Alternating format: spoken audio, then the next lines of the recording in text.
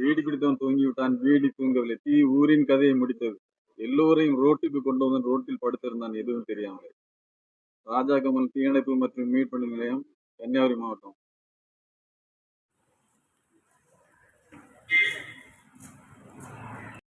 Rescue காலு இந்த மாதிரி ஃபயர் காலு இதெல்லாம் நம்ம இந்த பிபி சூட்டை போட்டால் நினைச்சோம் நம்ம தீ நம்ம மேலே படாமல் நினைச்சோம் நம்ம பாதுகாப்பாக நம்ம இது பண்ணிக்கணும்.